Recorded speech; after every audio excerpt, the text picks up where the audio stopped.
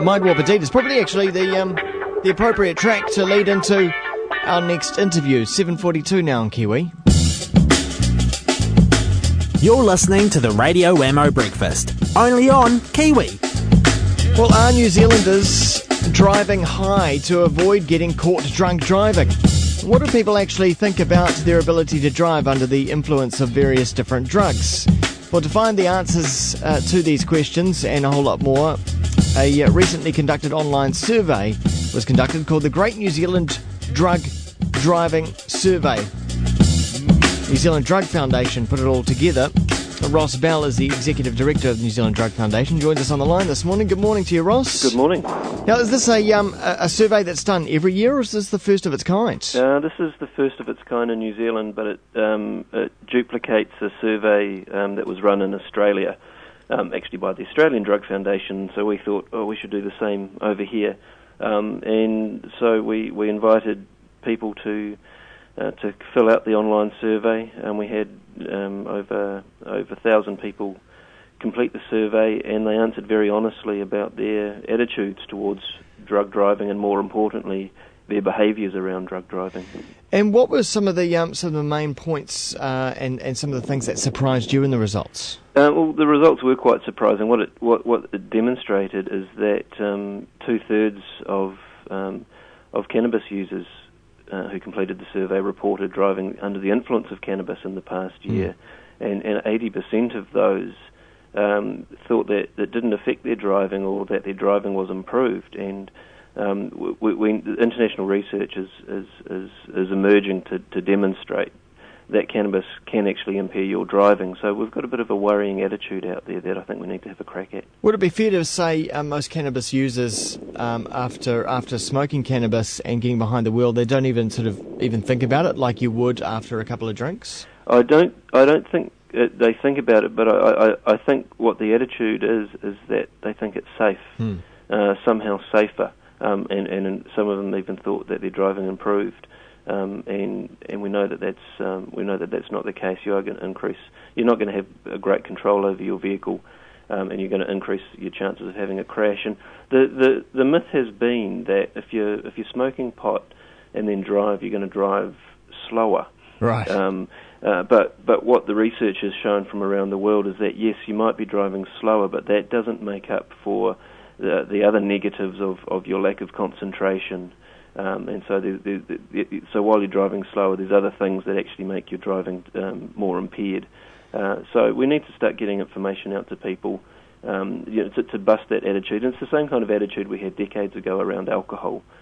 People thought that was all fine and they drive better after a few drinks. And we now know that that's not the case. And so we need to do a bit of culture change around drugs. So do people think it's safe generally until they're told that it's not? I think that's one of the key bits of our survey was that majority of people had no idea about the effects of drugs on driving. So there's a real lack of knowledge out there, and so certainly I think we do need to start getting good information out to people that it's not safe. One of the most dangerous parts around drug driving is the mixing of drugs, like smoking pot and drinking booze and using meth and so on. And New Zealand is a great country at combining their drugs. And so I think we've got a bit of risk out there that we need to be managing. And I think, so from 1st of December, police are going to be conducting roadside drug tests. But I think more importantly, we need to be getting targeted information out to people who use drugs that, to bust some of the illusions that they have around the so-called safety of drugs. Yeah, Ross, tell us about these roadside drug tests. Are they going to be effective in your opinion? Look, it's the only tool that the police have. And when we're talking about roadside drug testing, we're not talking about the kind of science and technology that we have around alcohol.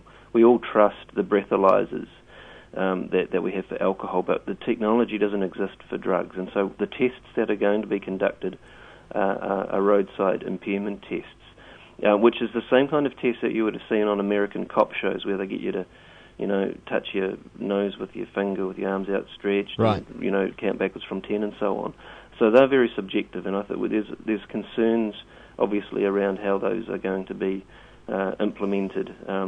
Subjectivity is never a good thing around these issues. We know generally around our drug law enforcement that young Māori men are 7 times more likely to be busted for pot, and you wonder whether the same kind of issue is going to happen with these tests.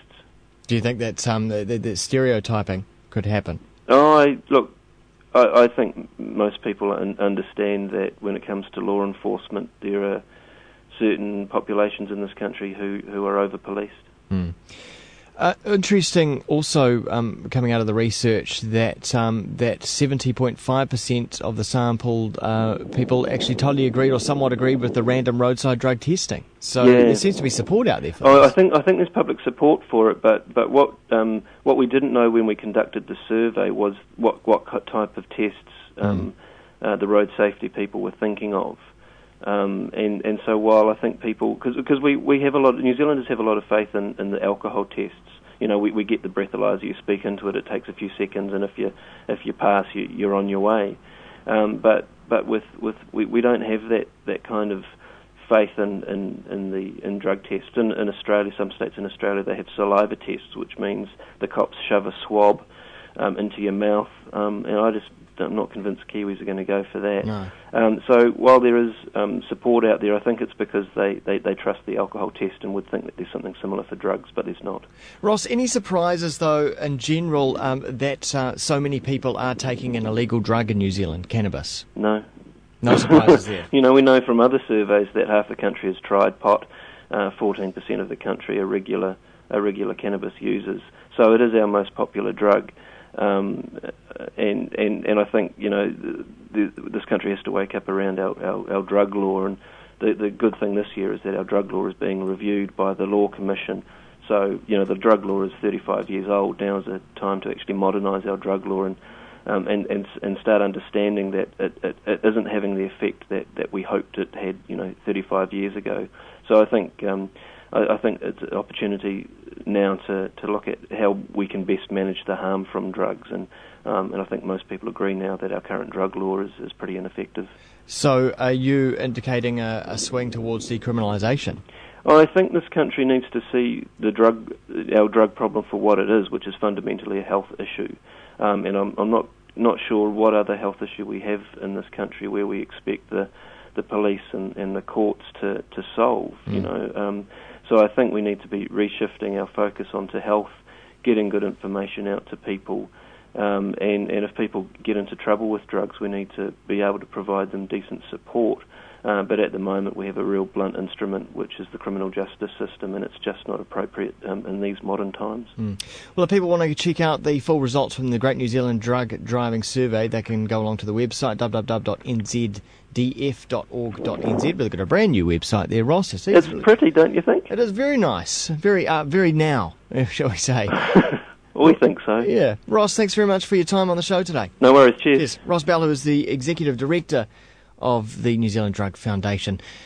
Maybe instead of picking up the pot or having a swig of beer this morning, you might want to perhaps have a coffee instead. Yes, here's Elliot Brown. A track here called Ground Coffee.